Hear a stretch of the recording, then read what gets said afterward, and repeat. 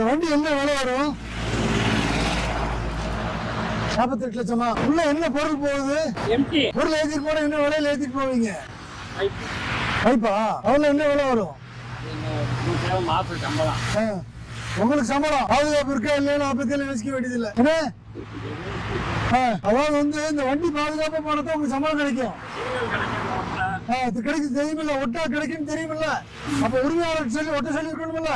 முதல்ல reflecting sticker வந்து நிறைய வண்டி இல்லாம இருக்கும். இப்போ வந்து நிறைய வண்டிகள் அங்க ஒட்டுறதுனால எல்லாம் மக்கள் விழிப்புணர்வு வந்து நிறைய வண்டிகள் இருக்குது. இப்போ எல்லா வண்டியிலும் ஸ்டிக்கர் ஒட்டிருக்காங்க. போய் உரிமையாளர்கிட்ட சொல்லி முழுசா ஒட்டிக்கோங்க. இந்த வண்டி இவ்வளவு மதிப்புள்ள வண்டி, பாதுகாப்பா போக வேண்டாமா பாருங்க. ஏற்கனவே அவங்க அடிச்சு உடஞ்சி இருக்குது. ஒரு இருசக்கர வாகனத்துல வந்து அடிச்சாங்கன்னா கார் வந்துச்சுன்னா எவ்வளவு செலவாகுது அவங்களுக்கு, புரிஞ்சு உங்களுக்கு? பக்கவாட்டுல இவ்வளவு பெரிய வண்டி, இவ்வளவு மதிப்புள்ள வண்டி, பக்கவாட்டுல போய் மஞ்சள் ஓட்டுங்க. முன்னாடி வெள்ளை ஓட்டிருக்கீங்களா?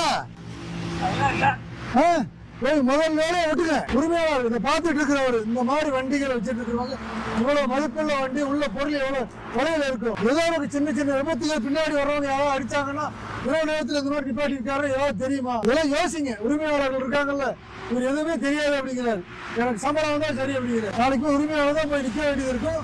எச்சரிக்கையா இந்த மாதிரி உள்ள வாகனங்கள்ல எல்லா வாகனங்களையும் அவசியமா உடனடியாக ஓட்டுங்க. பத்திரமா போங்க.